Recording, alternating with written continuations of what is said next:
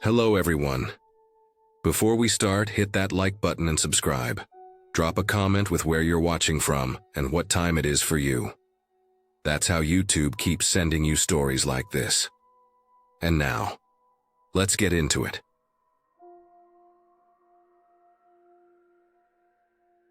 It was March 2023, 11:40 p.m., near Lake Arrowhead, California. I remember the drive up the mountain too clearly. The air changed first. It got colder, heavier, quieter. The kind of quiet that feels like it's pressing on your ears. John was in the passenger seat. I'd known him since college, a solid 5 years at that point. Roommates for one semester. Parties, late night drives, ordinary stupid memories. He was never dramatic, which made him easy to trust. He was the calm one. The guy who didn't panic. The guy who always had things under control. That's why the shift felt so wrong. We took my car, a gray Toyota RAV4, already scratched from old road trips, smelling faintly of gas and pine air freshener, that I kept hanging from the mirror. The road leading up to the cabin was narrow and twisted. No streetlights, just wood on both sides and the occasional sign that warned about rock slides. I had to drive slow. The rain earlier that day had left patches of wet mud and tiny rocks across the asphalt. The cabin itself was no resort spot. It was one of those old rental places you find online that look cozy in pictures but feel aged when you finally see them. Brown wood walls, slanted roof, 2 small windows in front, a stone chimney. The yard was covered with a layer of dry pine needles and damp dirt that stuck to your shoes. When we arrived, the smell hit me. Not smoke yet, more like old wood ash, maybe something burnt long ago. The lock on the door was stiff. I had to twist hard before it clicked open. The inside was small but full. A red couch that looked 10 years too old. A tiny kitchen with a rusted sink. A round dining table with scratches shaped like half moons from old cups. A thick wool rug in front of the fireplace. And the fireplace, the center of the room, protected by a glass panel that showed every reflection too clearly at night. John went to the kitchen first, opened the fridge. I brought in both our duffel bags. Mine was blue, packed fast, full of clothes, snacks, basic dumb stuff. His was black, larger, heavier. I noticed when I lifted it out of the trunk that it weighed more than clothes should.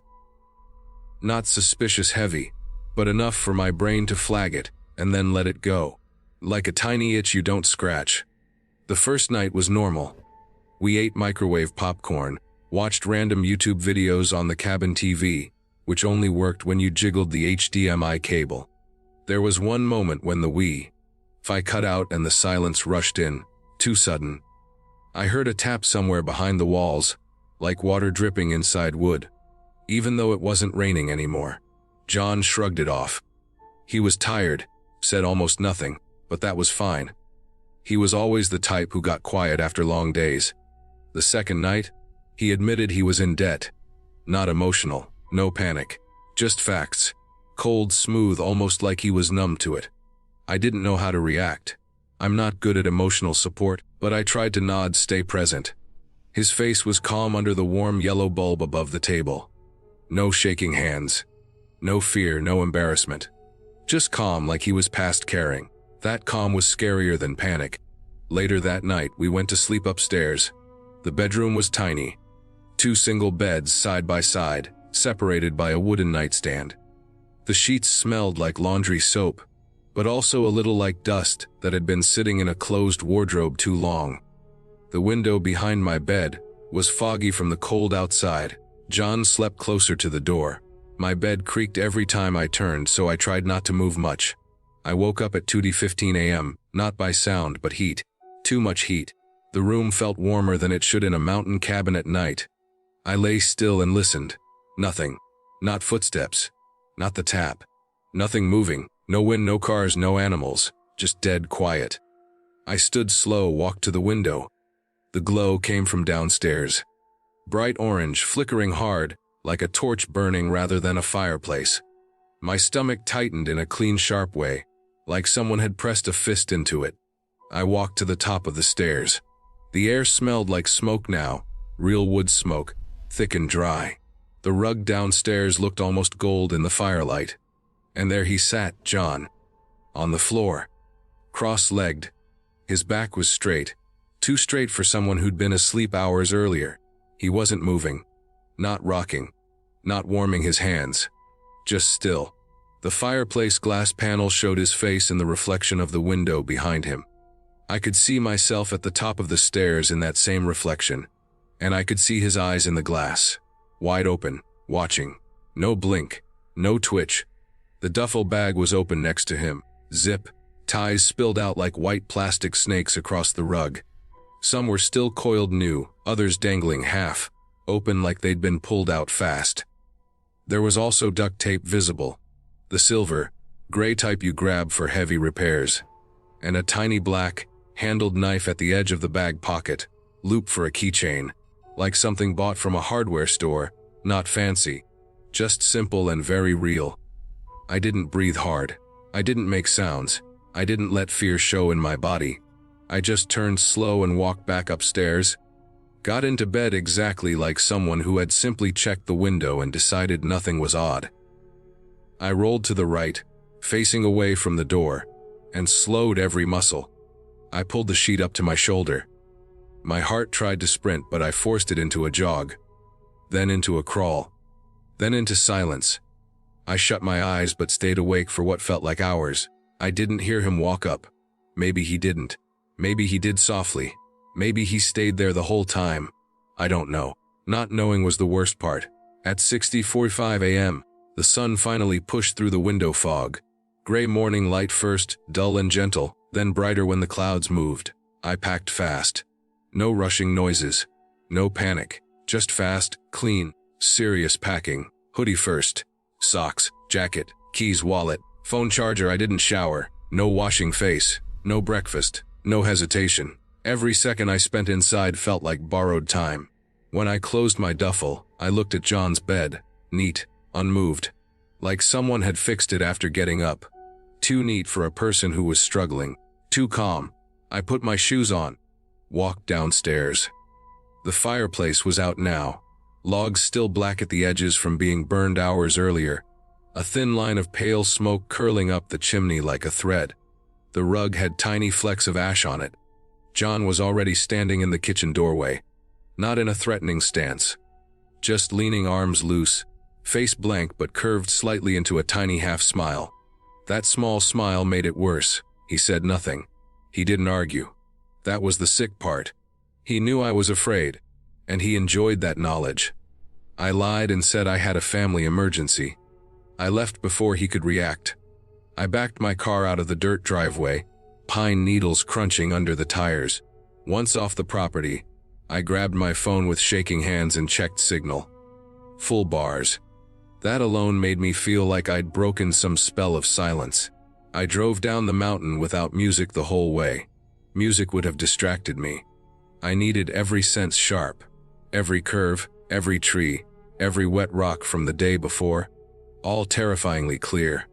My headlights illuminated the road like an interrogation lamp. I told myself I was overreacting for the first 10 minutes. Then I remembered the zip ties, the reflected eyes, the bag weight, the doctor bills he always dodged, the unpaid rent jokes that suddenly made sense. John always joked about dark stuff, but some people joke what they wish to do out loud. When I got back to the city roads, the air warmed up again.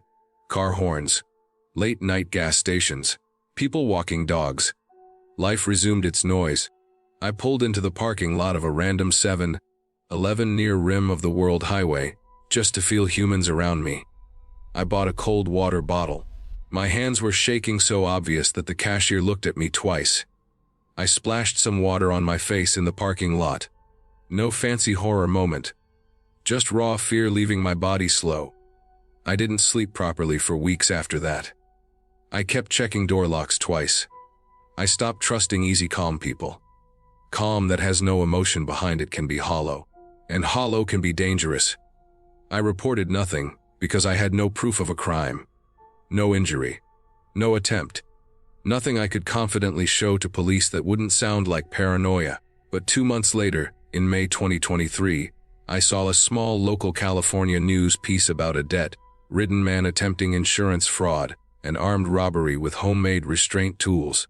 No names were released, no pictures, no age, no location, but the details matched too close, too cold, too real. John had always talked about big plans for a reset. I now knew that wasn't optimism. I deleted his number that day. No blocking, just deletion. Clean removal. I never looked for him again. I moved cities in August 2023, down from the mountains to Riverside, then to San Diego, telling myself distance was the only safe therapy. I still remember the exact time I woke up that night. Firelight and reflection have stayed in my brain sharper than any ghost story ever could. The scariest part is that he never chased. He never tried again. Because for people like him, there is always a next time, and the threat works better when it stays imaginary. But imaginary threats built from real hardware store tools are not imaginary at all. I survived because I trusted the weird heat, the odd silence, the unmoving reflection, and my body's ability to lie calmly and leave faster than anyone could question. That mountain cabin looked harmless, friendly, warm, small. But small, quiet places make danger louder than screaming ever could. I don't know where John is now. I don't want to know. The story ended with me alive, driving downhill into noise, and choosing never to look back. And that's the only ending a real scary story should have. A person who lives to tell it, and a friend who becomes a warning instead of a memory. It was July 2024, 1:02 a.m. Karachi, Pakistan, D8 Phase 6. The city was half asleep, the humid air still, the distant murmur of the sea barely audible even in an area like this, where you'd expect calm. My friend Rihan borrowed my car earlier that night. He called at around 11 p.m., his voice steady, measured. He said he needed the car for an emergency, something about a family situation. I didn't dig. You don't dig when someone says emergency. I just handed over the keys. Maybe that was the first mistake, but I didn't know it then. My car was a 2021 Honda Civic, pearl white, kept spotless inside, serviced on time, fuel tank always filled before weekends. I had a dash cam installed front and back, primarily for reckless drivers in the madness of Karachi roads. The dash cam linked to an app, so I could check footage anytime, even from bed. I barely used it, but the system ran in the background, uploading whenever the car connected to mobile data. It also let me see live camera views if the ignition was on. I trusted the tech more than most people, and maybe that says something about this city. That night, I fell asleep around 1 a.m., fan humming above me, power backup kicking in once when the grid flickered like it always does in July. At 20:17 a.m., my phone buzzed.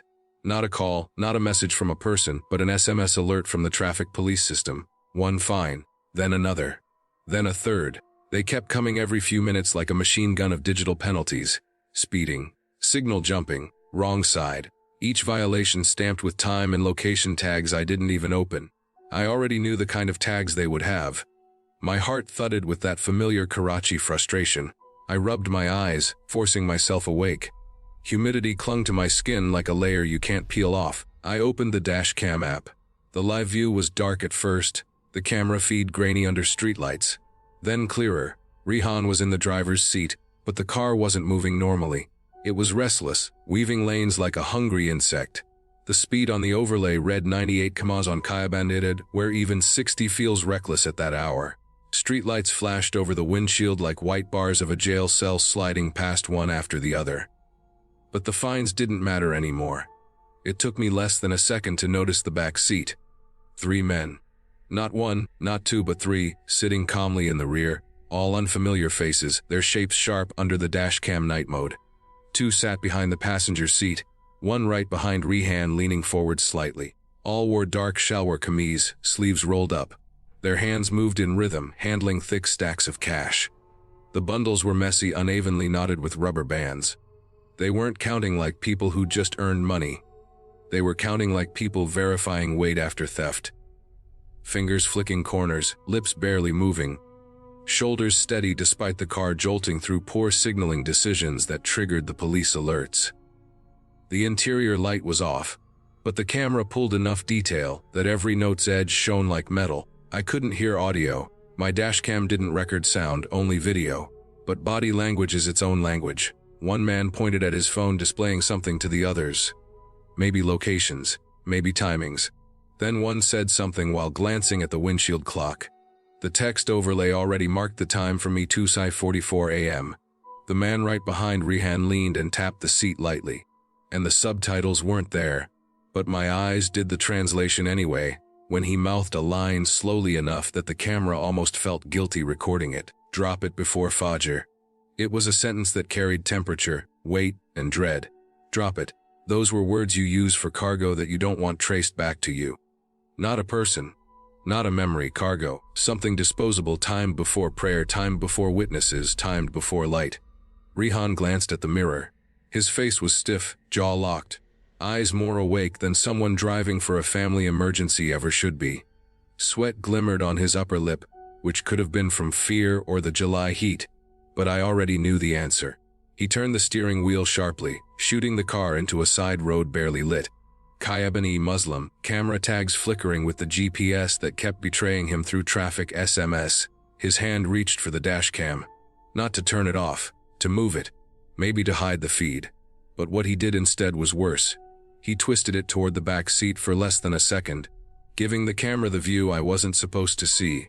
A black plastic bag sat between the feet of the men, bulging, mouth loosely tied, edges crinkled like it had been dragged and not carried. It wasn't the neat garbage bag we keep in our cars for wrappers. It was thick plastic, industrial grade, scraped at the sides. Twice the thickness. The kind you use for things you don't want leaking out. The camera angle snapped back to the road almost immediately, but the view had already lodged itself in my brain like a splinter you can't pull out without breaking it inside. The men didn't panic when the camera turned. They froze in a calm way, the dangerous way, stillness that isn't shock, stillness that is control. I sat up fully in bed. The room was quiet except for the fan and the far off honks of trucks heading toward the port. My brain raced ahead, painting the story Rehan didn't tell me. A night drive, lane violations, fearful glances, cash bundles, Fajr deadline, black bag, cargo to be dropped. 3 men who weren't worried about a camera. A driver who tried to point the camera away, but accidentally showed the evidence instead. I didn't sleep again until sunrise, even though that night technically still counted as before Fajr. For me too, just in a different way. Rehan returned the car the next morning around 6:38 a.m. He looked normal when he handed the keys back at my gate. Calm, face flat, shirt slightly darker around the collar from sweat. The car smelled faintly of sea air, dust, and something chemical and sour that I couldn't identify right away. Maybe cleaning spray. Maybe something else they used. I didn't hug him like friends do. I don't know why, but my body already acted before my thoughts did. I just nodded, took the keys, and locked the gate slowly, eyes on his back until he walked away. Later that afternoon, when the sun was high and the shadows were short, I inspected the car like a detective and not an owner. Floor mats clean, glove box untouched, fuel slightly lower than expected but not suspicious by Karachi standards. Then I checked under the driver's seat.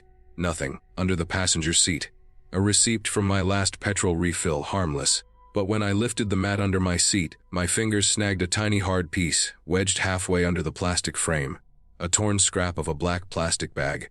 Small, jagged, dirty at the edges. Barely the size of a teaspoon. I pulled it out slowly, like it might explode if I moved fast. It didn't explode. That was the problem. It just existed, silent proof that something was here, something was moved, something was dropped before Fajr, and one tiny piece got left behind like an IOU from a crime I never agreed to be part of.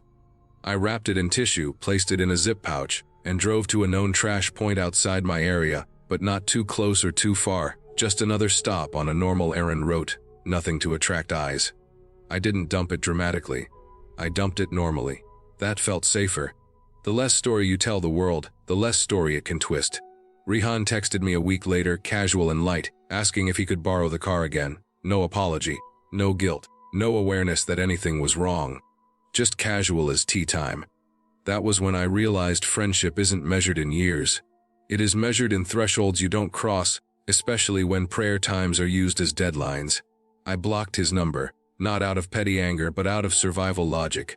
The fines were paid, paperwork cleared, car cameras reset, and life moved forward like traffic after a red signal, slow, cautious, alert now. The men in the back seat never appeared again, but they weren't ghosts. They were real, which is always worse, because real threats have roads back to you if you keep the door open. The story ended with clarity for me. Some debts you pay with money, some you almost pay with your life, and some belong to people who stop being your friends the minute they ask you to carry their darkness twice. July heat fades. Fines can be paid. But a mirror glance at 1:02 a.m. can rewrite the rest of your nights forever.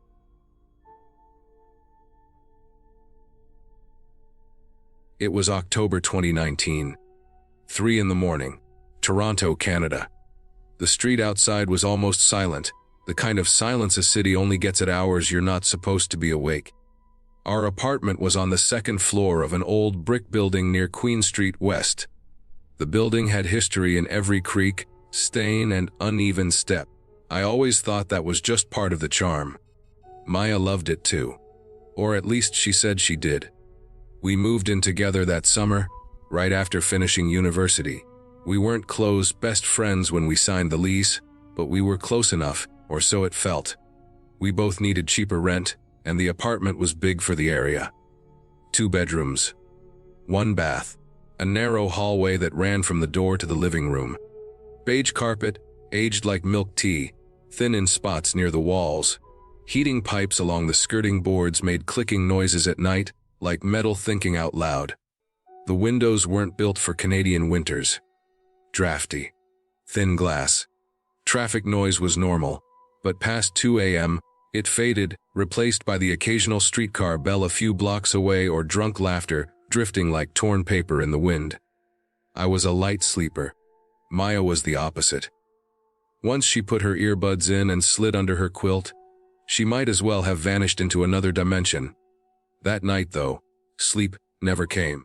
Something pulled me awake before I even fully crossed over. It started as a smell.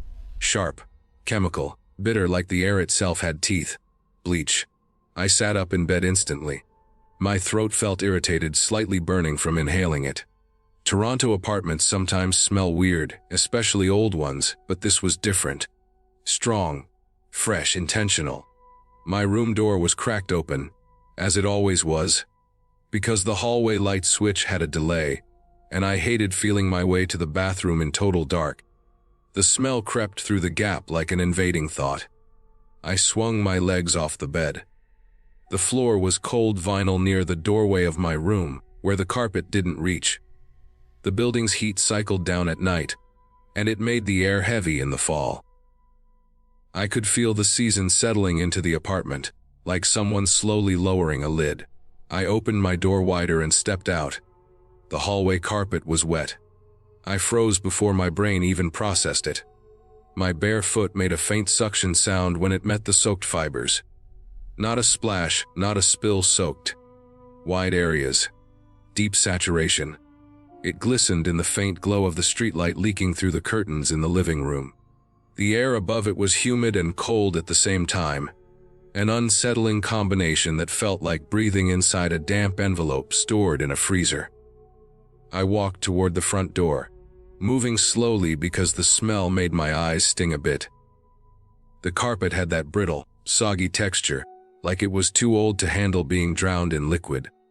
I could see faint footprints leading to the kitchen, but the pattern they made was smudged, blurred by the wetness.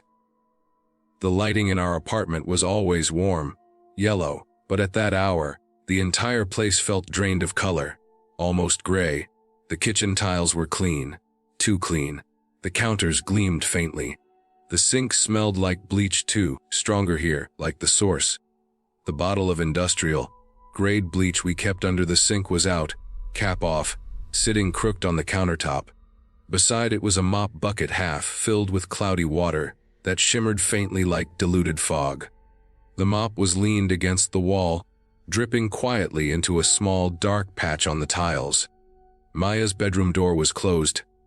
I knocked lightly out of instinct, but I didn't want conversations or questions, even then. She opened it after a few seconds, already awake, which was the first thing that didn't fit.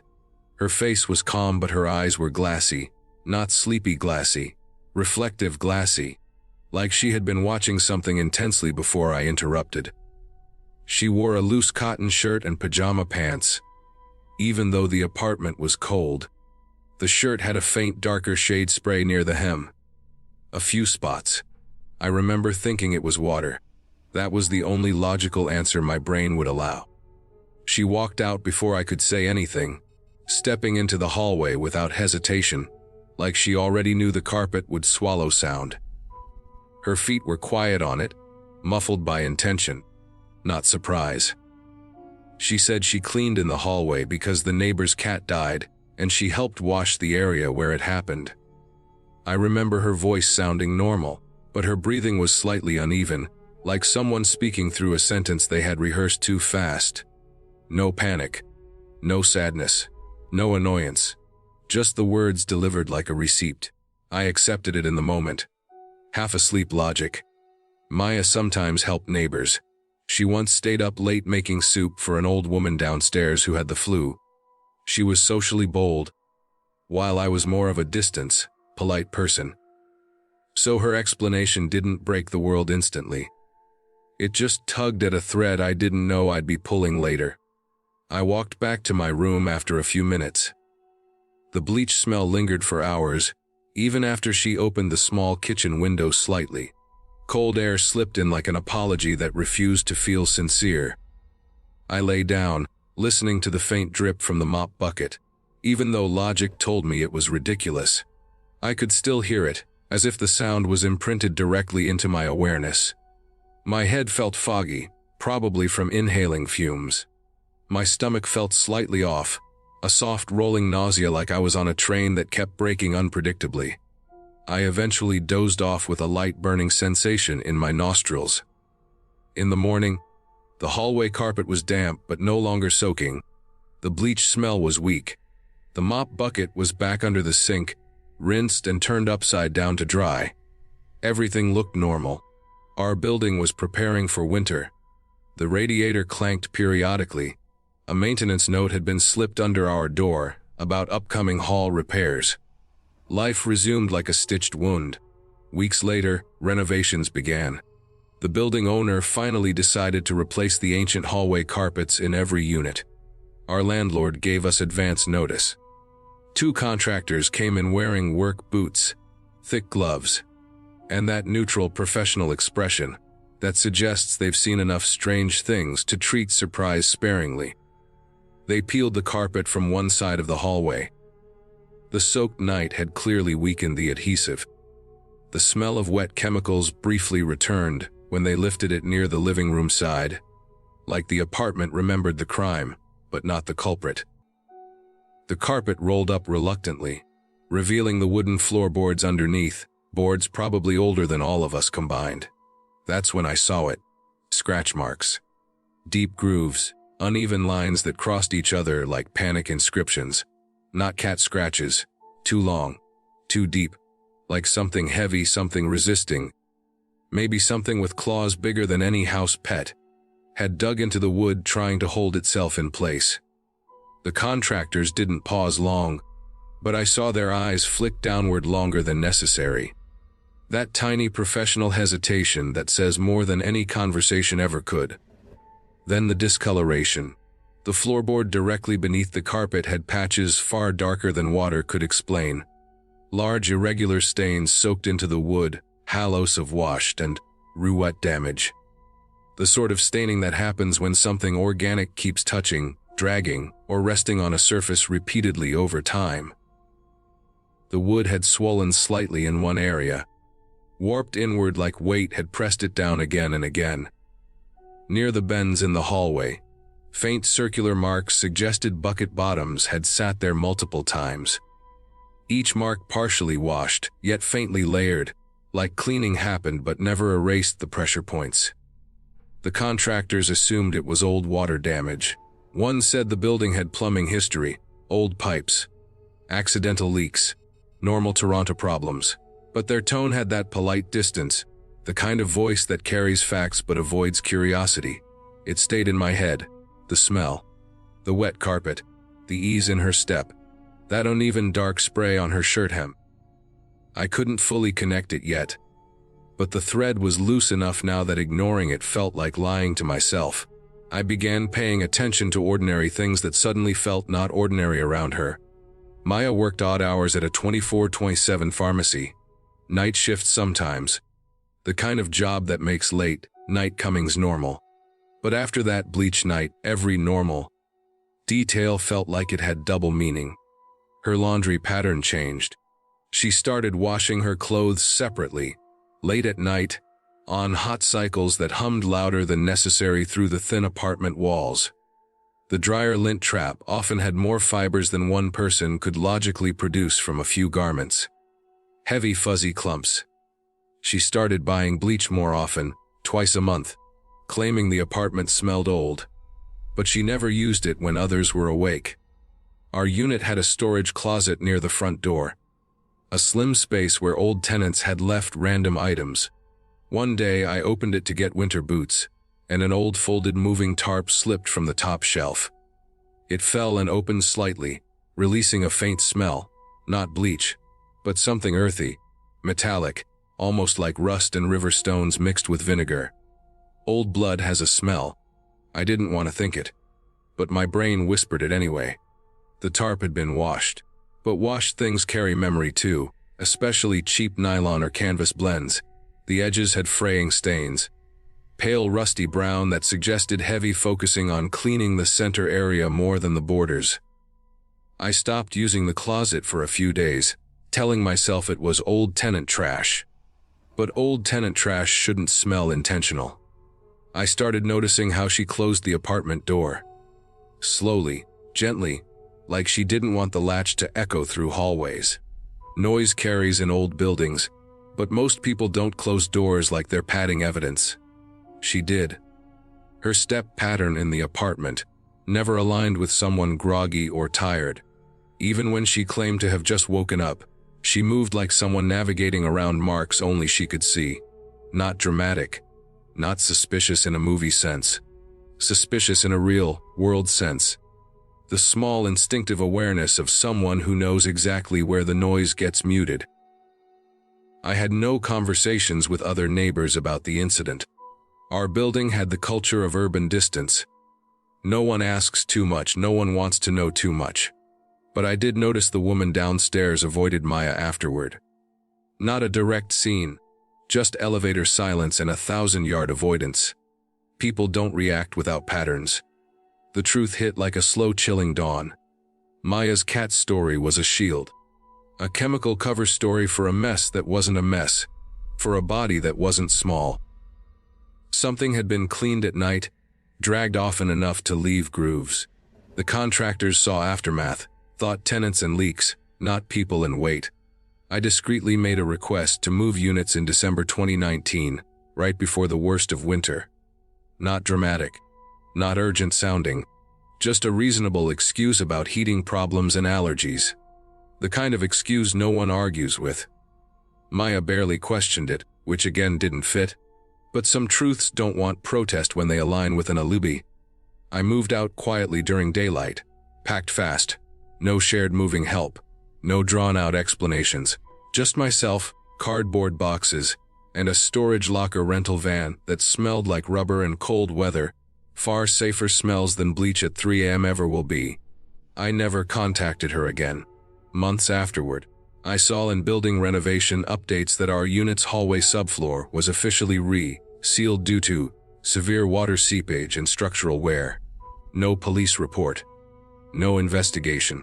Just contractors and sealing and real estate language that buries truth under practicality. The ending is clear for me now, carved into logic without ghosts or legends. Maya didn't help a neighbor clean a cat. She cleaned weight, struggle, and repetition at hours when the world sleeps. Some horrors survive not by haunting, but by blending perfectly into the everyday. The marks under the carpet were real. The bleach was real. The speed of her laugh later was real too. Too fast, too loud. A reflex of someone closing a story before curiosity finishes forming. I learned the difference between old building charm and new intentional stain memory that night. And charm doesn't need bleach. Truth sometimes does. It was December 2022. Camden Town in winter has a smell that sticks to you. Cold metal, fast food grease, wet brick, and train dust from the underground. My birthday had just passed a few hours earlier, but it didn't feel like it. I was 26, living in a tiny flat 2 streets off the high road, tucked above a tattoo shop that never closed on weekends. Even at night, the neon reds and blues bled through the curtains like a faint, restless pulse. The night before, I had taken a late shift at the data office in King's Cross. December shifts were always messy. People went on holiday, workloads got dumped on whoever stayed behind. The trip back to Camden was 15 minutes by tube, but that night it took longer. The Northern Line was slower, louder, more crowded even at 1 a.m. My ears rang from the screech of the tracks, my throat burned from recycled underground air, and London's typical winter drizzle soaked the shoulders of my coat. Before I even made it to the station, I remember getting off at Camden Station, walking past shuttered market stalls, slick pavement reflecting streetlights, homeless tents tucked between shop walls, and the smell of rain washing over everything but never cleaning it fully. The lock of my flat gate stuck from the cold. I had to shoulder it open like always. My fingers were numb when I climbed the narrow stairs to my front door. The building was old Victorian stock. Thin walls, thin air pockets, old wiring, and pipes that grunted when water moved through them. I could hear every tiny noise, like the flat itself had nerves. Liam had been my best friend since secondary school. We grew up in the same part of North London before his family moved to Surrey. He still came back often for football games, nights out, or random errands. He had a set of keys to my flat for years. That used to make me feel safe. After all, in a city like London, a spare set of hands nearby is comfort. That comfort started cracking months earlier, slowly, like a hairline fracture you don't notice until it spreads across glass. Liam got into side deals after COVID hit. Nothing fancy. Just little ways to keep money coming. Buying limited sneakers and selling them on, helping with storage moves, career jobs that weren't always official, and small nightlife errands. London after midnight runs on a different economy. Quiet, fast, mostly unseen. I didn't judge any of it at first. Life in this city squeezes you for rent, bills, transport, everything. People adapt. Sometimes adaptation has sharp edges. I woke up that night just as I was getting ready for bed to the faint ping of my phone. It was Tuesday 4:08 a.m. The message had come from Liam. At first, I thought it was a birthday wish delayed by bad timing. But it wasn't. The words sat on the screen like a keyhole opening into a room I wasn't meant to see. Meet after midnight. Tell him it's a surprise. Bring the stuff. There was no emoji. No extra words. No hint of tone. Just instruction. The kind you send when you assume the person reading already knows the plan. Even before the message, my birthday had been flat. No calls, no showing up, no text, no silly meme, no quick note. Nothing. Birthdays usually mean pub meet-ups at World's End or brew taps near the canal, but he had vanished entirely this year. I told myself he was busy, or skint, or tired. But silence has its own pressure. It builds questions out of thin air. The message went through me like cold water sliding down my back. I reread it slowly, the hour, the phrasing, the unknown him, the vague stuff. I should have laughed it off. Most people would. Wrong chat, weird timing, end of story. But something in me didn't let it go. Not panic. Not fear like ghosts or monsters. Just that deep instinct you get in cities where real danger wears ordinary faces.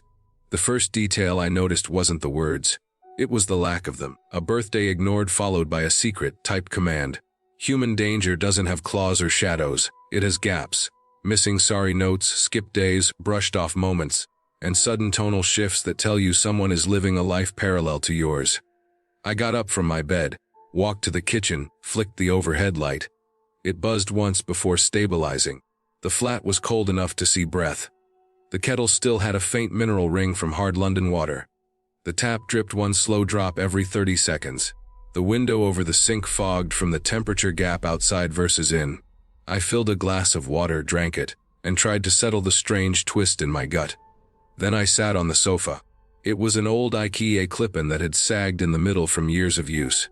I stared at the screen again, phone held by both hands now. Like if I tightened my grip I could hold the situation in place long enough to understand it. I noticed how my palms were slightly stained from the printer ink at work. A tiny detail, normal, real, grounding. But even ink felt surreal in contrast to that text. My mind started assembling pieces like CCTV frames.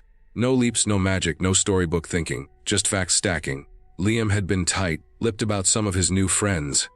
The ones he met after midnight were usually linked to clubs, gigs, storage pickups, or quick career drops. That word stuff had weight, the kind of weight that can mean drugs, stolen goods, tools for break-ins, party assist, or anything that lives in the grey half of London's night map. I wasn't scared of the word itself. I was scared of context. Scared in the adult way. The kind that whispers about police lamps, knives tucked in jackets, things carried in backpacks that don't belong to hiking or gym use, and the kind of trouble where not knowing is a liability.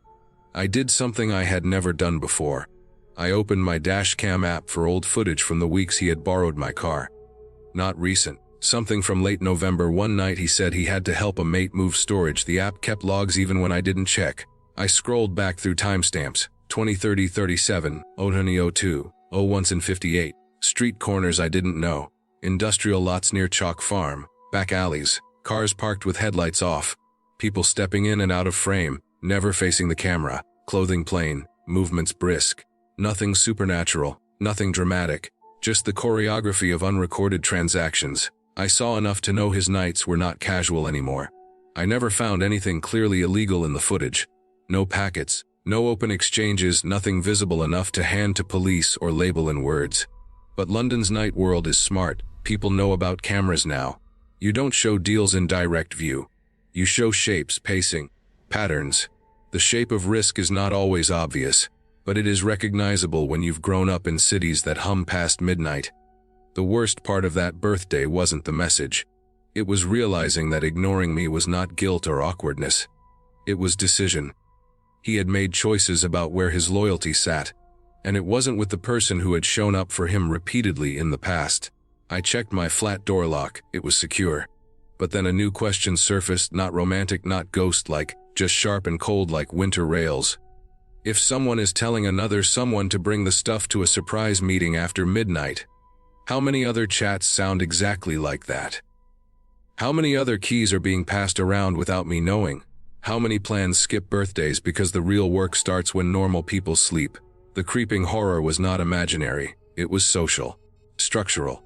The slow awareness that someone with keys to your home might also be holding doors open elsewhere that you never consented to walk through. The next few days passed like a low fever. I still went to work. Still bought coffee from the same Costa stand by the station. Still passed street musicians playing offbeat versions of pop songs near the market bridge. Still tapped into the underground with the same chipped Oyster card. Normal life keeps moving until danger decides if it needs you in its orbit. I started paying attention in a way you don't when you're comfortable. Little things. The black vans parked near canal towpaths at late hours. The graffiti tags that repeat 3 letters like signatures. Groups of young men loitering at cash points without withdrawing, riders on scooters doing loops without deliveries, and that stone-faced calm people get when they've practiced conflict without rehearsal. Liam didn't call or show up during those days. I didn't reach out either. Not from pettiness, from clarity. His silence had told me enough about boundaries. On the 4th day, I made an appointment to change the flat's gate lock and my front door cylinder. Not because I saw direct evidence against him, but because cities teach you not to wait for proof when patterns peak. The locksmith was a blunt older man who smelled of engine oil and wintry wool. He worked fast. 20 minutes for the door, 30 for the gate. When he tested the new keys and handed them to me, the metal felt like a full stop to a sentence that had almost continued badly. Later that night, as I disposed of the old lock cylinder in a public recycling bin near the overground tracks, I remember thinking about how birthdays are not milestones for everyone. For some people, midnight errands are bigger milestones. The key difference is that one world sends balloons, cards, and apologies, and the other sends commands, receipts, detours, and blank space where sorry should live. The next week, I heard through mutual contacts that Liam had been detained during a late-night storage police raid near Chalk Farm. He was not the main target, but they found enough circumstantial evidence around logistics runs that he spent days in questioning. He was released eventually, but the operator behind the storage was not. I never learned the full details, and I didn't need to. The pattern had completed itself without imagination needed. The story ended in a way that felt clear, cold, and real. No ghosts had to show up to make it scary. Real fear is knowing when to close a door before someone else invites you into a surprise you were never meant to enjoy. Liam never reached back after release. No delayed sorry note, no birthday redemption text, no awkward explanation. Nothing. His life kept its lane. Mine kept mine. The ending was more than a sentence. It was a lock change, a police timestamp, and the peace that comes from acting early in cities that don't forgive hesitation. I remember the smell first, damp pine river mud, and smoke from old fire pits that had sunk into the ground for years. Razor Creek Campground was not some clean tourist park. It was a rough, cheap camping ground hidden off Forest Route 17 deep inside rural Oregon where phone signals vanished like they never existed. It was August 2015, the last week before school started again, and I was 16. My mom thought it was a supervised camping trip. The truth was the people who invited me were not friends, and there was nothing supervised about it. 3 guys ages 19 to 21 drove a beat-up maroon pickup truck with faded paint and stickers peeling off the back window. I barely knew their names. Aaron was one of them. We arrived 5 days earlier, on a hot afternoon when the sun made the truck metal too warm to touch.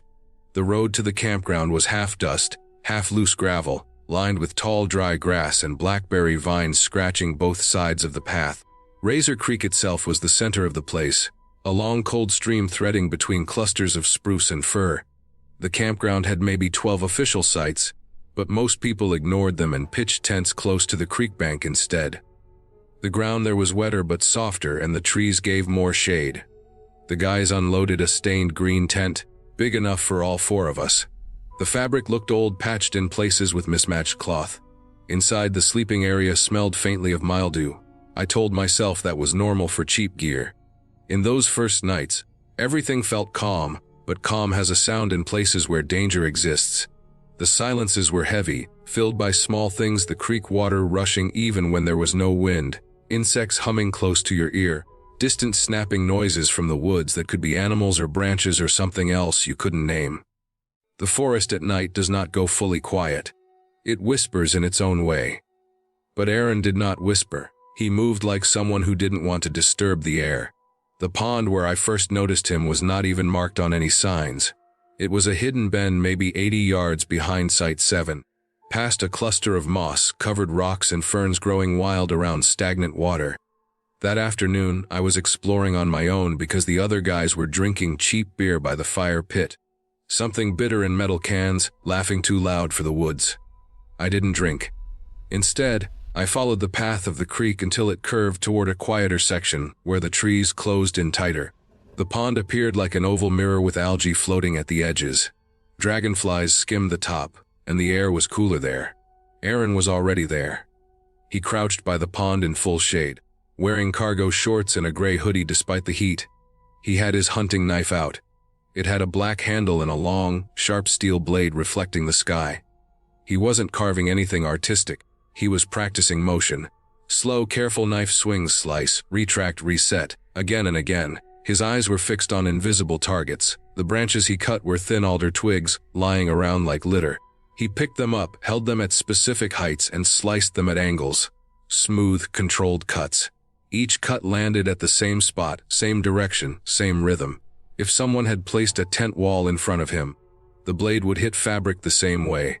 The angle matched the height of a standing tent from outside. The motion looked rehearsed, mechanical. Something about it made my stomach feel cold even in the August heat. He didn't talk. He didn't even notice me. Or maybe he did and pretended not to. His breathing was quiet. Too quiet. Most people breathe louder when focusing or working. He breathed like he had trained not to. A thin breeze passed the pond, making tiny ripples, but his hoodie did not shift much, like he wanted no movement to give him away. I stood there watching long enough to feel sweat run down my back and soak my shirt. Not sweat from heat, sweat from thought. I backed away slowly. The forest floor was layered with pine needles and fern roots that made soft crunches if stepped on wrong. I remember putting my foot down in the smallest clear spaces between needles so there would be no sound. It felt like copying him, Like surviving meant mimicking the silence of a person who might hurt you. When I reached the main camp again, the guys were still loud by the fire, the beer smell thick and metallic. I joined them, trying to look normal, but looking normal takes effort when a secret presses on your ribs. By the fourth night, the unease had collected in small containers in my mind. The way Aaron placed his backpack beside him when he slept, always within arm's reach, zipper slightly open. The way he walked ahead on trails without waiting for others. The way he sharpened the knife quietly during daylight, sliding the whetstone along the blade with slow strokes like the metal sound itself was something to be controlled, not avoided. In the tent, he lay closest to the entrance. No reason was given. I assumed at the time it was just random. On the last day, the sky was clear but washed pale from smoke miles away. Wildfires were burning in other parts of Oregon, filling the region with a faint gray haze. The sun looked a little dull even at noon. The guys were hungover and slow, stumbling around gathering firewood too late in the day.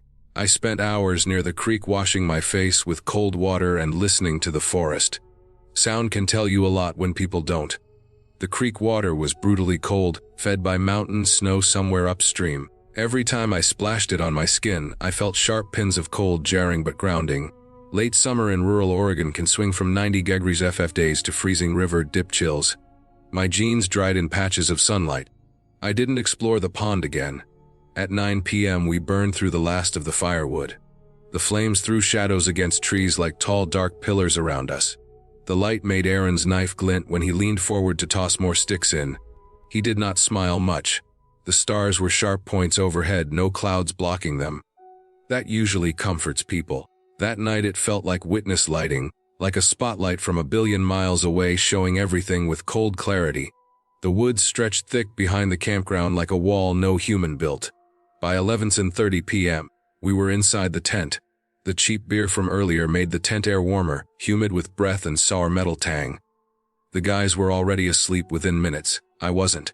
Sleep needs trust, and trust was missing. The tent zipper was only halfway pulled up. No one closed it fully. Small negligence, big consequence. The creek outside was loud. Water has one job: to hide other sounds. I stayed awake. My sleeping bag was cheap synthetic fabric, crinkling with every tiny shift, so I forced myself not to shift. I breathed slow and shallow, sniffing the fabric and dirt smell as quietly as possible. My watch hands ticked faintly. A cheap sport watch from Walmart that had a tiny second, hand-clicking noise if held close to your ear. I didn't hold it there. Every sound felt like risk. Around 1:40 a.m., the blade hit the tent from outside, not slow like branches, fast like intent. A long sudden tear starting 2 feet above ground, slicing upward at a diagonal angle for maybe 18 inches. Just one clean motion. Fabric splitting open like someone unzipped the world vertically. The sound was sharp, sudden, a ripping like flesh of some object dying. I froze, my heart didn't. It kicked like a hammer in my chest, but my body held still. The flap of cut canvas swung inward for a second, then fell again, just a bit open, like a mouth half shut. No footsteps after. Nothing dramatic. Just the absence of movement, which was scarier because a panicked slasher would run, yell, or show fear. This person slashed and vanished into creek noise. The forest swallowed footsteps better than it swallows blame. The cut alignment was exactly the height and angle I saw Aaron rehearse at the pond. The connection formed instantly in my head like the blade itself drew a line between those two places. I remained still for hours. Your senses sharpen when your world rips. The cold night air slipped through the cut, creeping toward my skin. The woods were noisy in tiny ways. Cicadas calling faintly in late summer, distant splashes as small animals crossed shallow water. But nothing approached again. My brain staged possibilities quietly, like each thought itself had to be soundless to keep me safe. By 4:10 a.m., I heard a deep exhale from Aaron's side of the tent. Not quiet, heavy, like someone waking, thinking, waiting. He didn't move, maybe listening, maybe aware I was awake, maybe aware I saw the practice. Real danger does not need theatrics. It needs timing, stillness, and a plan. Dawn arrived 5:52 a.m. I know because that cheap sport watch now felt like the only thing sane enough to record truth. The forest turned from black to dim blue, then to thin gray, then finally to washed gold daylight. The cut in the tent looked worse in the morning, frayed edges curling inward. The guys woke mildly irritated by sunlight but unaware. I saw their shoes unlaced near the entrance, their hair damp from humidity, their faces groggy. Their ignorance felt insulting because terror had visited while they slept. I watched Aaron closely as daylight grew. His knife was back in his backpack, wiped clean blade dull gray now, no drama, no confession sitting on it. Backpacks carry more than gear. They carry evidence that silence forgives. I didn't confront him. Real life does not give clean villains or neat admissions. It gives patterns. My mind was already packed with the pattern. When my mom finally reached the campground in our old hatchback at 10:20 a.m., the dust parking area felt like an evacuation point. My legs shook when standing, but I hit it. The tent cut swung in the breeze behind us like punctuation I barely survived. The guys were polite to my mom, awkwardly grateful for the ride after unloading our gear. Aaron lifted his bag last, movements still calm, face blank but alert. As the car drove away, the forest stayed silent, same as his practice. Silence is not safety, it's territory. Real horror lives in people who respect silence more than life respects them back. The ending was not one sentence in my head. It was a long mental closing, the cut 10 angle, the controlled motion, the heavy exhale before dawn, the maroon pickup stickers peeling like old warnings, the cold creek hiding footsteps like accomplice sound. I learned that night that bad friends don't need monsters, they rehearse quietly by ponds no one else sees.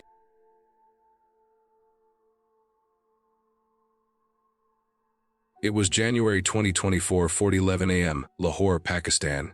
Gulberg 3. The kind of winter night that wasn't freezing but cold enough to make your skin feel tight when you stepped outside. The air smelled like lukewarm smog and motor oil even at that hour.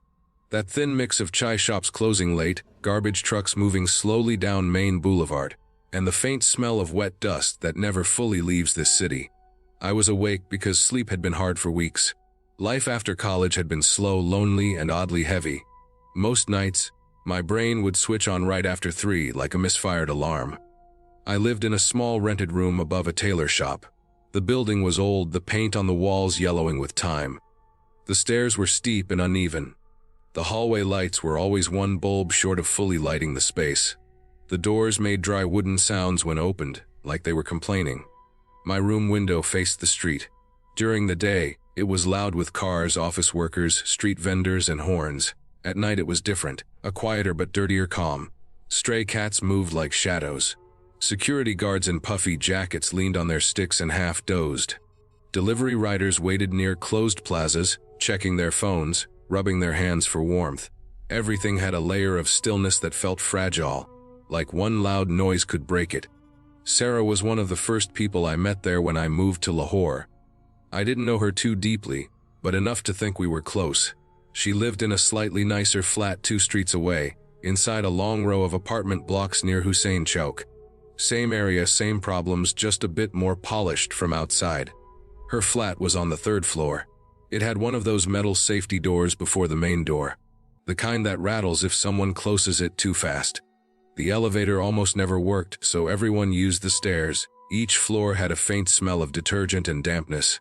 Not exactly clean, not exactly dirty, just lived in. The neighbors were mostly young professionals, but at that hour, no one was awake, or at least no one cared enough to step out. You could scream and maybe no one would check. That was the unspoken truth of places like this. Sarah texted me around 3:05 a.m., asking if I could come over. She said she finally had time before work and needed help fixing her banking app. It kept crashing and she wasn't sure why. She sounded stressed in her messages. Not dramatic stress, just tired, irritated stress. The type you get when apps don't work. Wi-Fi is weak and you haven't slept enough. I grabbed my jacket and walked over. My sneakers hit the pavement quietly. The street was lonely but not silent. Somewhere in the distance, a generator hummed. A dog barked once and then stopped. A car with a broken silencer growled past quickly. A tea stall at the corner was half open, metal shutters only halfway down. The owner sat inside, wrapped in blankets, steam rising from a pot of chai. No customers, just him in the rising mist. I kept walking. When I got to her building, the gate was unlocked. It often was. Most of these buildings relied on the idea that thieves didn't like stairs, which was stupid because stairs don't stop desperate people. I climbed up, breath making small white clouds in the cold hallway, reached her door, knocked, not too loud, not too soft, just enough for her to hear. She opened it. No dramatic pause, no weird look, just groggy but normal. She wore a loose sweater with long sleeves that almost covered her hands. Her hair was slightly messy, tied lazily behind. The flat smelled warm, like milk tea and mint. The heater was running, that small electric one that glowed orange in the corner. The kettle had just finished boiling, that metallic hot steam smell in the air. The combination of winter air and tea warmth always felt soothing, a safe smell, which made everything later feel even heavier. She put the phone on the table without hesitation, asked me to log in and fix it, then walked into the tiny kitchen to make tea. The kitchen was small but well organized. Countertop clean, a jar of sugar beside mugs, mint leaves near the edge, a kettle sitting near the stove. The gas flame clicked but didn't start immediately. Typical Lahore gas delay. She tried again. It lit. She stayed there, waiting for the tea to finish, humming nothing, just filling the silence with small sounds. Her phone unlocked easily. No password. Some people do that. Trusting the world too much or not caring enough. I opened the banking app. It really was crashing. Probably an update issue. Something easy to fix. But the moment the phone connected to the internet, WhatsApp popped open automatically. A red pin emoji chat was at the top. No name, no profile photo, just the emoji, no story before it. Just that off feeling of something existing without explanation. At first, I didn't think much. But curiosity is like hunger at night. It hits even when you don't need it to. I didn't want to open it, but my thumb did anyway. Hundreds of voice notes, almost all sent after 1M different nights, dates showing Dec 2023, late Nov 2023, early Jan 2024, timestamps glowing like evidence. You could almost feel someone talking in the dark. The phone volume was low, but one voice note played by itself. I didn't even press anything. It just started, like it had been left mid-open earlier. Her voice. Different tone. Lower, slower, careful, whispering into the mic like the night was her shield. The kettle boiling sound behind her made it real. That specific metal boiling sound, slightly uneven. The same kettle that was now boiling in her kitchen while she made tea. The steam almost matched the sound. That kind of detail makes your stomach drop because it removes every doubt. This wasn't edited. This wasn't a prank file sent to scare me. This was her. Sitting somewhere in the dark, making tea, recording her voice, casually talking about someone disappearing. Saying it like it was a normal plan. Not even emotional, just detached. Quiet, cold, practical, like she was reading a grocery list. I can make him disappear easily. No one checks here. I closed the chat fast. My hands felt warm but shaky. My mouth dry. I could hear my pulse more than anything. The heater buzzed low. The gas flame popped once under the kettle. The tea boiled gently. Sarah wasn't rushing. That lack of urgency made it worse. Because it meant nothing in her world was wrong. I fixed the banking app in under 40 seconds. Cleared cache, forced the update through Play Store, signed in again. Took a screenshot to make it look good. Bank balance and everything showing fine. Just normal app work. I put the phone back exactly where it was. The table had a glass top which reflected the heater light. My reflection looked too still, like someone holding their breath underwater. She came back with 2 mugs of tea. Placed one in front of me, asked if the app was fixed. I nodded. The tea was steaming in front of us. Hot mint aroma, bits of crushed elaichi floating at top. She sat across from me, rubbing her hands together for warmth, looking tired but normal. Normal face, normal mood, nothing weird about her. It almost made me question if I heard it right, almost. But almost is not enough when the details are too sharp. I took 3 slow sips of tea to calm my body. Not because I wanted the tea, but because drinking gives you something to do while your brain screams quietly inside. I thought of excuses to leave. Didn't need one. People don't ask questions at 4 a.m. They assume tiredness explains everything. I left the flat without making sound. Walked down the stairs again, slower this time, controlling each step to avoid panicked stomping. Outside air slapped my lungs cold again. A group of men smoked near a closed clothing brand outlet downstairs, jackets zipped up, talking quietly. No one looked up. No one cared. She had been right about that part. No one checks here. But checking and disappearing are different things. I walked back to my room, closed the door gently, sat on my mattress, leaned against the wall, and stayed there for an hour straight. No thinking, just sitting. The fear was slow and heavy, like someone poured wet cement into the shape of a friend and left it in my chest. My brain replayed snippets of everything.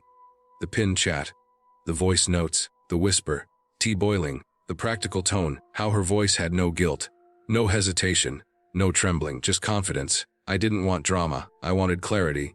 The next evening I went to my bank, one of the local branches near Liberty Market. Filled with office noise, landline rings, typists clicking keyboards. I told them someone tried using my number for suspicious activity. Asked them to mark it officially. No complaints, no arguments. These things happen here. Fraud, scams, threats. Banks don't ask for heartbreak reasons. They just log the risk. Then I went to the local police kidnap Marquez and filed an anonymous tip. No names mentioned directly, just a flat number, times of suspicious voice data being sent at night, possible plotting of harm. No emotions, just facts. When you report something like that, you don't need to say, "My friend did this." You just give details and let the system connect dots. Lahore systems are slow, but patterns are loud when documented through the right channel. A week later, police raided a completely different flat in Goldberg after tracing telecom and cyber data linked to multiple recorded threat files. News reports mentioned night-time voice recordings tied to suspected criminal plotting, and a ring of people using personal chats and calls to coordinate harm, kidnapping, and intimidation cases. Again, no ghosts, no magic, no headline drama. Just humans misusing the blind quiet of cities that move too fast to watch every corner. The investigation kept going, more phones seized, more chats checked, more voice files logged. A lot of people questioned. Sarah wasn't arrested immediately, but her phone was taken for routine digital audit after the anonymous log flagged her tower activity as part of the tracing map. Months after that, I saw a notification in the government SMS alert channel about banking misuse arrests in urban fraud cases tied to cyber evidence. Charges included coordinated threats and illegal activity planning over voice data trails recorded late at night in residential flats. Still no ghosts, no fairy tales, just evidence, bad choices, and a system finally checking because someone handed it the reason to look. I never spoke to Sarah again. I moved out of that rented room in early April 2024. Took a job outside Goldberg, changed my number, deleted old chats, kept only close family contacts saved. No emotional messages, no angry confrontation, no long dramatic goodbye. Sometimes safety is the cleanest ending. The best closure is distance, proof filed quietly, and waking up alive in a city that almost lets you believe no one is watching, until someone finally does. The heater kept buzzing in my memory long after the sound was gone in real life. Not because it was scary, but because it was the last normal thing before I realized how dangerous humans can sound when they think the world won't hear them. The ending felt clear because nothing magical solved it. I solved it with math, steps, banks, police paperwork trails, and leaving early enough to let the system work without me becoming part of the story it was investigating. And that was the safest and most real ending I could give myself. I remember the night too well. April 2021. Dubai was still not the loud place it is now. The city felt slightly calmer because of how travel had slowed, how fewer people were roaming after midnight, but Sheikh Zayed Road never sleeps fully. Even when quieter, the highway has this constant pulse, a low vibration from cars, streetlights spaced in long white lines, billboards glowing like oversized TVs in the sky. The air had that dusty humidity Dubai always carries in spring. Warm but not unbearable, with the smell of petrol and rubber that sticks to your clothes when you drive at night with the windows slightly open. It was 12:59 a.m. on the dot when Harris called. I was awake, sitting on my couch in Al Barsha 1, scrolling through random videos, thinking about nothing important. I had the balcony door open. The building was a standard 14-floor one, painted sandy beige like most residential blocks, AC compressors stacked on the side. The soft hum of chillers always there if you pause long enough to hear it. My car keys were on the glass coffee table next to a half-finished cup of cardamom tea I had made earlier. The cup had gone lukewarm. I remember that detail because I saw the steam vanish minutes before the call, realizing how long I had been sitting there. When the ringtone sliced the quiet, I thought it was another late random call. Harris often called at odd hours, sometimes bored, sometimes needing small tech help, sometimes because he felt like talking without any reason. But this time, the moment I answered, I heard choking sounds, breath cutting, a wet kind of crying that didn't sound staged. It made my back sit straight. He claimed he got into an accident. No exact place, just crying fear, and a voice breaking like someone who just saw disaster. My heart reacted before my brain. I grabbed the keys without shoes because honestly, most Dubai residents know you can run down in slippers or socks. I wore basic gray socks and rubber sliders I always keep near the door. I didn't think about anything else. The hallway lights of the 6th floor turned on automatically as I stepped out. The building used motion sensors. The light was cold white. My flat door clicked closed with that soft magnetic lock sound Dubai apartments usually have. The elevator ride down felt long even though it always takes less than a minute. I live on the 6th floor. The elevator interior was mirror steel, slightly smudged with fingerprint marks because cleaning was not perfect during those pandemic months. The LD floor numbers blinked 625 of 4031 of 2E1G. I could see my worried face reflected back at me with the ROA SFTY sticker posted inside the elevator frame. I stepped into the lobby and pushed the glass door open into the outside parking area. The air hit me instantly, that warm, slightly sticky desert wind. The parking area floor was concrete and had yellow lines marking each bay. My car was a white Toyota Corolla 2018 model, the kind of car thousands of people drive in the UAE. Reliable, basic, no luxury trim 1.6L engine, good AC, cheap maintenance. The exact car that fits any middle-class Dubai resident who values function over flash. I unlocked it. The orange indicator blinked twice. I got in.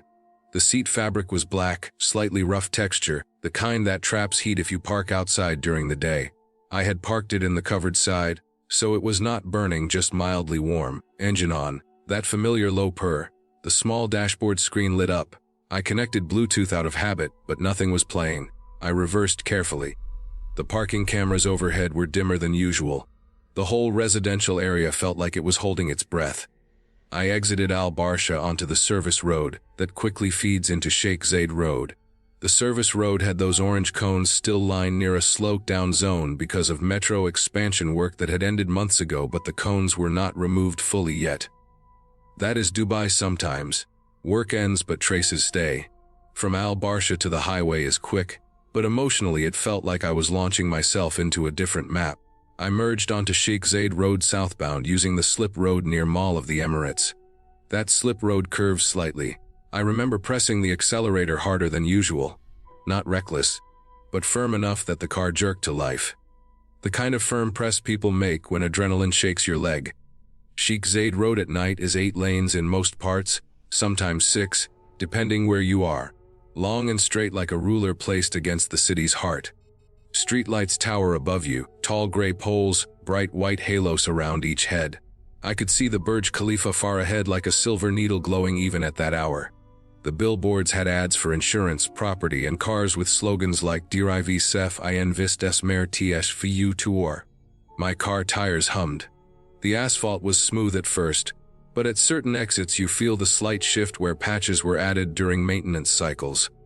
The lanes were marked clearly with reflective white paint. Every 2 minutes a speed camera board warned 80 km rare Katel Idil. I kept my speed around 90, sometimes 95, crossing a little but not insane. My brain was half broken. One side calculating logic, another side racing to rescue. I passed familiar landmarks, Mall of the Emirates glowing big and quiet, the Pepsi billboard, the metro silently elevated above certain sections, the Expo 2020 road sign teasing a future that felt uncertain then. I kept checking exits, switching lanes often to reach service roads because he said accident but gave no place. I tried to think like an emergency, scanning every shoulder, every exit ramp, every detour lane, imagining wreckage, imagining someone injured. But nothing. Dubai at night is a long illusion of distance. 30 minutes on Sheikh Zayed Road can take you past half the core city. From MOE to World Trade Center to Business Bay to DFC, everything becomes one connected artery of speed and steel. The interior of my car smelled faintly of old sanitizer because I kept a bottle there. The UAE heavily used sanitizing wipes and sprays in 2021. I had wiped my steering wheel just hours before. The wheel was still a bit slippery from the dried alcohol layer. My hands gripped harder. My breathing got faster. I opened Google Maps even though I wasn't sure where to go. The screen washed my face with blue light. I searched Accident Dubai, hoping to see live traffic notes, but nothing major popped up. Just normal lane colors, green, smooth movement. The car clock was now 1:02, then 1:08, then 1:29 a.m. That number punched me. 30 minutes of driving, 30 minutes of scanning blind like a rescue dog on concrete. Certain exits had names Giolaf Indus e Tradiseniori e Buesanias Baeket. I took some drove the loops beneath the highway circled and re-merged, catching every slip road possible. The loops are concrete curves held by massive pillars. Dubai highways are like that, a city built on flyovers. Under the road you see closed cafeterias, karak tea shops with shutters down, a few workers sitting near white pickup trucks because construction never died fully even then. Small groups smoking, not worried, just night shift calm. Each time I slowed near a shoulder, my hazard lights blinked amber, lighting the pavement behind me. The amber indicators reflected on the cars passing beside me like small warning fireflies. Nothing. No car wrecks, no debris, no glass, no crash sound. Just normal highway life and my panicked reflection in every side mirror I glanced at. By 1:35 a.m., I realized the fuel gauge had dropped 3 bars. Not empty but noticeable. Enough to remind me that every urgent sprint has a physical cost. My legs started to ache from constant lane switching, scanning both sides of a road that was never Harris accident site. Because there was no accident, my brain was refusing it, but reality was burning obvious. My phone battery dropped from 78% to 62% because of maps and screen brightness. These are the quiet details you remember when disaster turns out to be deception. The scariest part was not danger. The scariest part was how easily I believed someone who had made a pattern of needing people, like a boy who treats humans like checkpoints in a game. You click help, they record response time. You fail, they archive disappointment. That's who Harris was. But I didn't know how deep it ran until later. When I confronted him hours later, not at night but the next day in sunlight, after sleeping 2 hours with worry still clinging to my chest, I learned he shrugged it off. No empathy, no hesitation, just analysis mode. He tested loyalty like someone collecting data on a spreadsheet. He didn't care that someone could actually worry, speed, crash, or get hurt trying to help him. That lack of concern sat heavier on me than any real accident could have. But it was that night alone in my car, on the longest straight road in the country, that carved the lesson in me. The seatbelt had dug into my shoulder from how tensely I sat. The radio was dead silent. The sky above was gray-orange, reflecting light pollution even though the city was quieter. Trucks still passed occasionally, long freight containers crawling from Abu Dhabi towards Sharjah ports, engines low and steady. A long pause between each vehicle would make the highway feel like it was waiting for something dramatic, but drama never came, only realization did. I parked my car near a closed Eno gas station exit ramp around 1:48 a.m. engine off. The station had the standard green and white branding with faded Ramadan posters still half posted on the windows. Staff inside were doing night inventory, visible through glass but uninterested in the world outside. I watched them scan snacks and boxes. My breath fogged the windshield slightly even though it was warm outside. That condensation mark proved I was human, anxious, reactive, while Harris was somewhere dry-eyed, probably watching the reactions roll in like metrics. I sat there 10 minutes processing the idea that I had raced onto a highway ready to risk my safety for a fake event. The idea that emotional urgency could be weaponized by someone who enjoys testing humans like systems. I decided right there that I would not remain a test subject in anyone's loyalty experiment again. By 2:00 a.m., I drove home calmer, slower, exactly 80-85 km following every rule sign like a small rebellion against panic. I entered the slip road back to Al Barsha, past sleeping buildings, dim watchman lights, and the occasional stray cat crossing parking lots. My building security guard was sitting at the desk watching CCTV screens with 32 camera boxes flickering quietly. He nodded once as I walked back in. That nod felt more human than anything Harris had shown me in years. I reached my flat at 2:05 a.m., locked the door, placed the keys back on the table, and finished the cold cardamom tea. It tasted stale but grounding. I didn't microwave it. I wanted to remember the temperature, the moment, and the cost of rushing for someone who wouldn't rush for me. The ending of this story is clean, not poetic.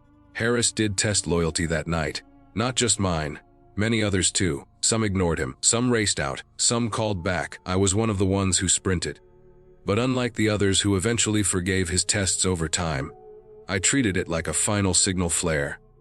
When someone tests your heart without caring about the damage, that means they already see you as numbers, not humans. I slowly cut him out after that night. No fight, no dramatic breakup.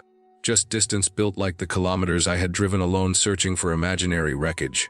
Friendships end in silence sometimes. This one ended in clarity. I stopped answering the late calls. I archived him in my mind before blocking him on my phone 3 months later in June 2021.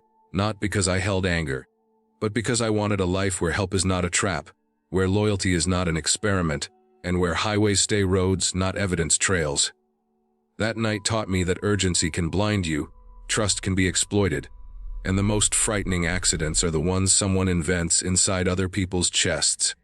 I didn't crash the car, but something in me did collide with truth at high speed, and thankfully, I survived long enough to steer away before the real wreck happened. It was Thursday, June 2020, 2:37 a.m., Istanbul, Turkey, Kadıköy district. I remember the date because it was printed on the small pharmacy receipt that was still sitting near my bed. It was from the evening before.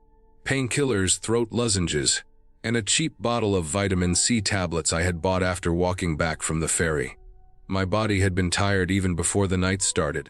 My throat felt rough from the sea wind and the mask I had worn all day. The city had a metallic summer smell at night back then, mixed with salt, car fumes, and grilled corn from the street vendors who somehow still worked late despite the pandemic.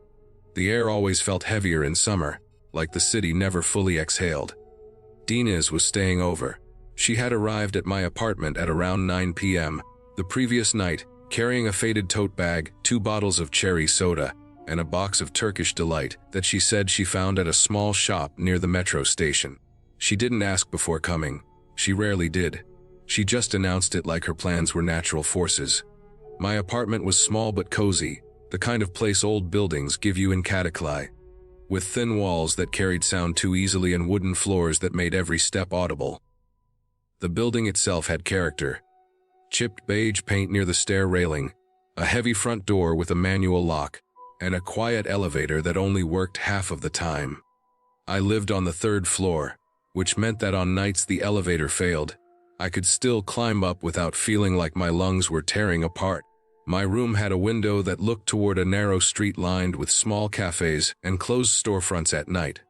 The curtains were dark but not thick, so street light still leaked inside, making the room glow in a faint gray-orange at night.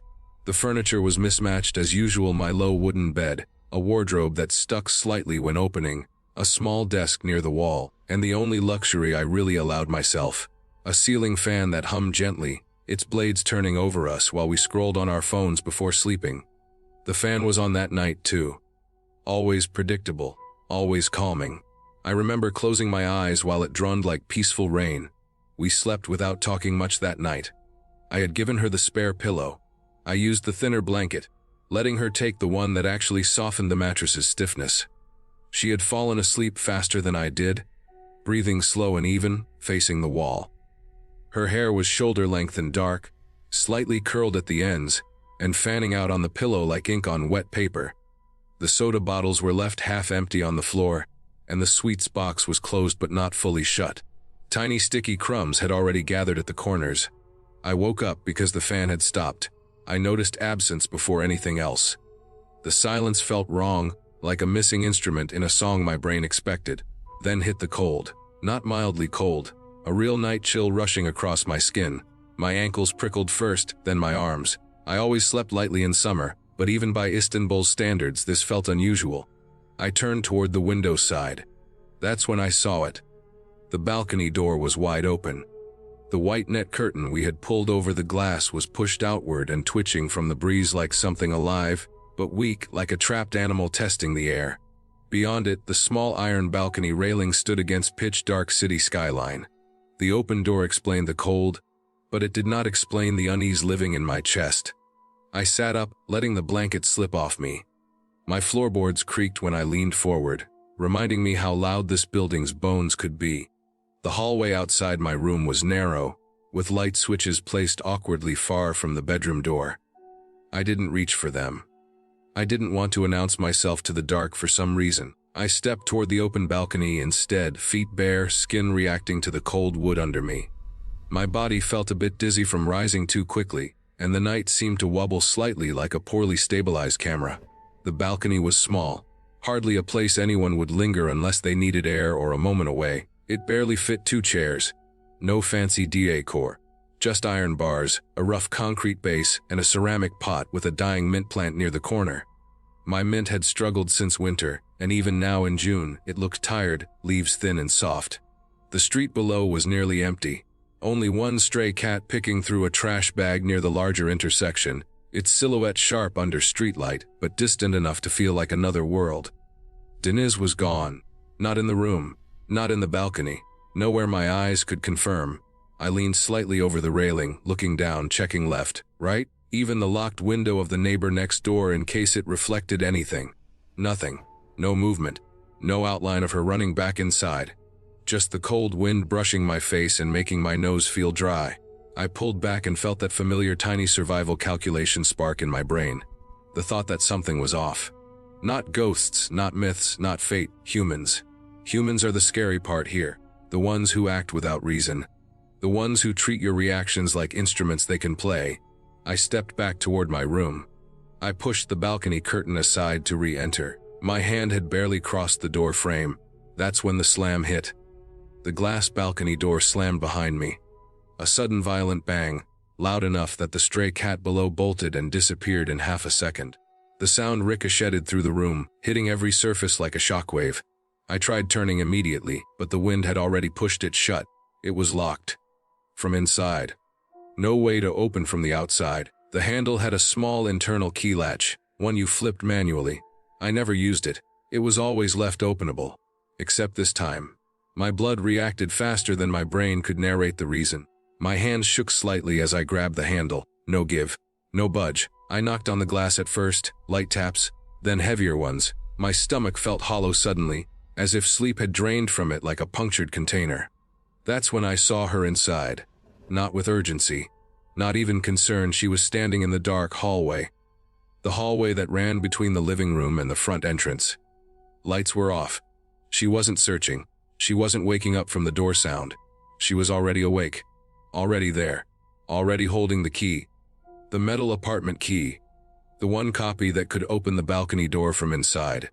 Her face was lit only by weak moonlight leaking from the main corridor window, which made her look pale without needing makeup. Her shirt was the same one she slept in, a loose cotton top.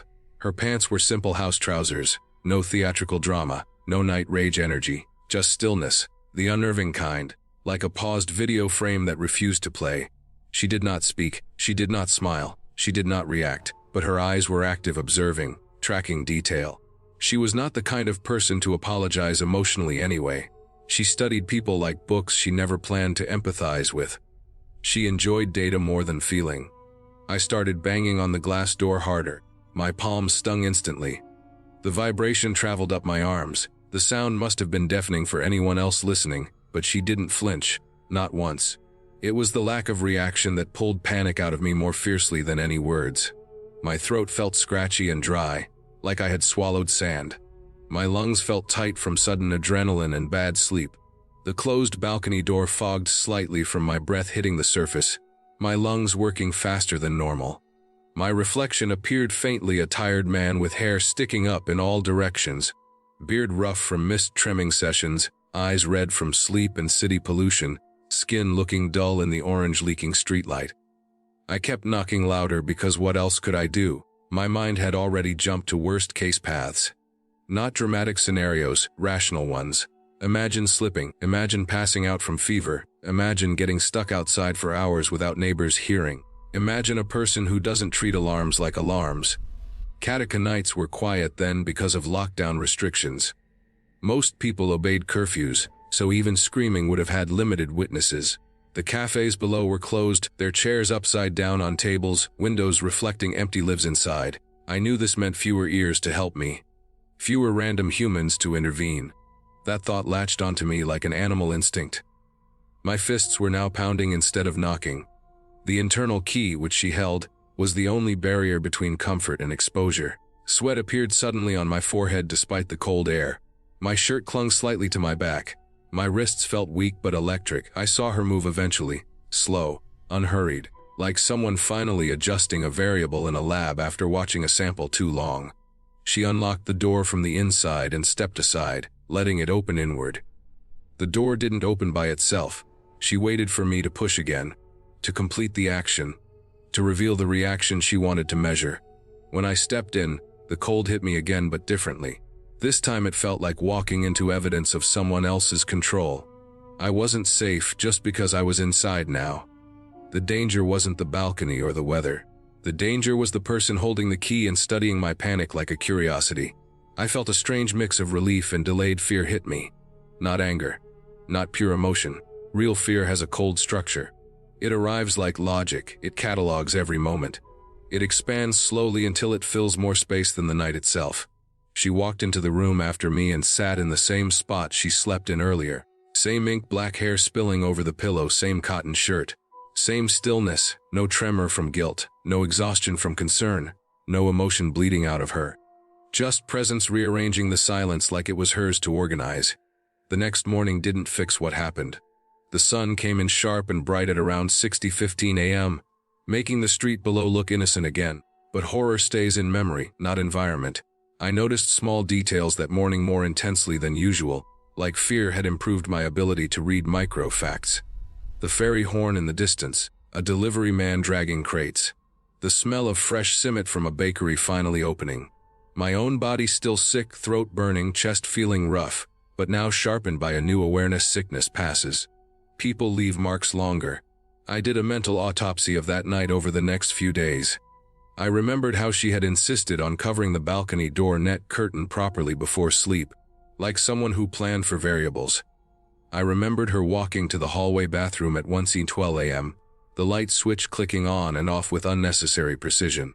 I remembered how she checked the log on her fitness watch, even though we weren't exercising, like she liked timelines more than normal people did. I remembered that she enjoyed psychological tests disguised as casual behavior. I started noticing patterns too late.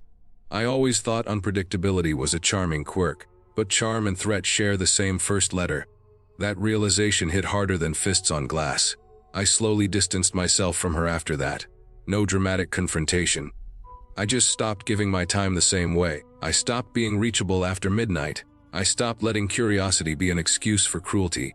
Istanbul eventually reopened. Curfews vanished. Flights resumed. The ferries filled with crowds again. Noise reclaimed the streets. But the experiment she ran on me, that stayed quarantined permanently inside my memory. By July 2020, she was back in her own apartment, texting less often, testing new people perhaps. I had learned to change my locks too, adding a small chain bolt I never had before. I had also ordered thicker curtains online to block hallway light at night. My throat eventually healed. My lungs grew stronger again, but trust in something so simple, so human, that had scabbed over differently. Scar tissue trust is not flexible. It reminds you when someone else grips the key too easily. The ending settles clearly because stories like this don't fade gradually. They conclude when you understand that some people don't want connection, they want reaction. Safety does not come from locked doors, it comes from locked access to your panic. I left Istanbul in 2022 for work, but sometimes on quiet nights when temperature dips suddenly, my body still remembers that moment before my mind does. Not with magic, with realism. With the uncomplicated truth that the scariest thing a bad friend can do is not scream, not threaten, not rage, but simply watch your fear without needing to explain why. That night had no ghosts, no curses, no dark lore, just the clean arithmetic of human behavior. That's what makes it terrifying. That's what makes it real. And that's why I never let anyone hold a key to my reactions again.